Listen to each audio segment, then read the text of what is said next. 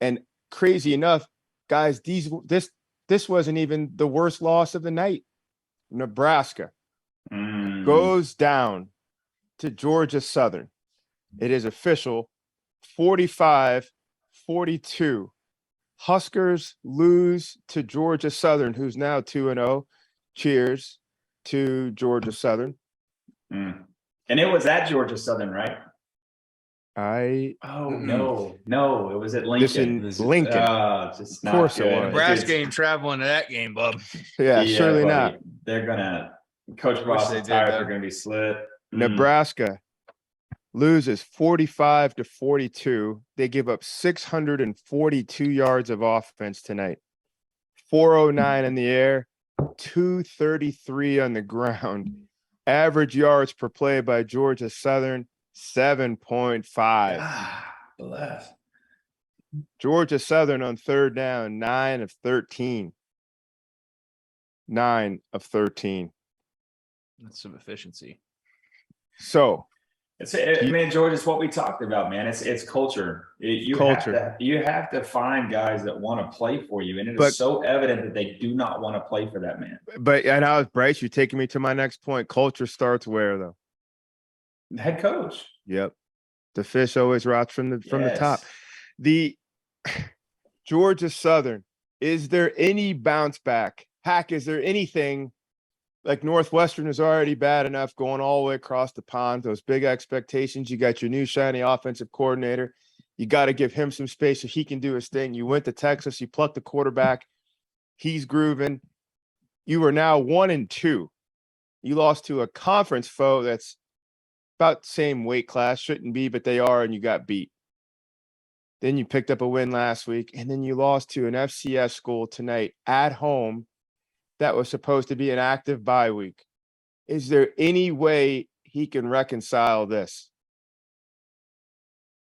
Short answer is no. No. We'll find out in about 20 minutes, maybe 25, once they get done with everything in the locker room and, Scott's got to go shake the AD's hand. But, yeah, I don't know, man. I've been taken aback by Nebraska, even since last year, because when you look at their roster and like you said, there's so many things. And the only thing you could point at is culture and discipline. Last year special teams were sloppy as hell and they cost them a bunch of games and pretty much the same old song and dance here this year. And then I think there's even a little bit more of just to the team last year's credit. They didn't quit on Scott. They kept playing for him. Wasn't always pretty, didn't look good, but they scrapped and clawed. I don't even think you got a lot of that this year. And Nope.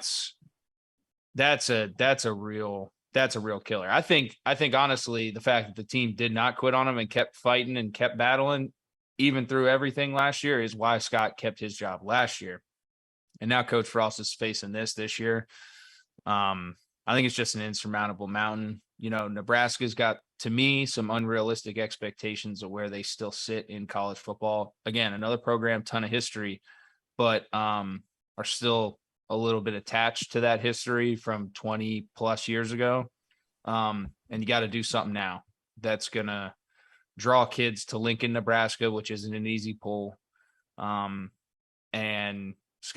Coach Frost wasn't able to get that done, and it sucks. I feel bad for him. I think he's a great guy. It's nothing personal, but for Nebraska, the next one's got to be a home run. Otherwise, I think they're in peril of downward spiraling and never being able to climb out of it, especially with teams like Nebraska, especially teams like Minnesota climbing out of it. And even to your point, Northwestern's a 4 or 5 year team. Iowa's a 4 or 5 year team just because they have that culture established. So they're in real trouble here, I think, as a program.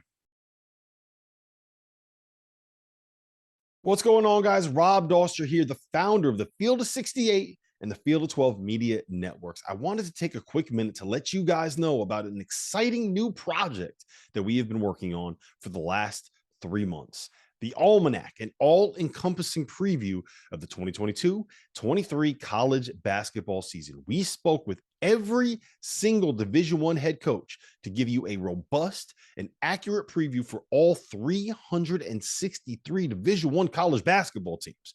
We have predictions for conference finishes for all 32 leagues. We have features on the best freshmen, the best big men, the breakout stars, the coaches on the hot seat, so much more. It is 600,000 words of sheer happiness for the college basketball fan in your life. The Almanac is going to be available for digital purchase on September 26th for just $19.99, but you can pre-order it today using the promo code HOOPS and save 20%.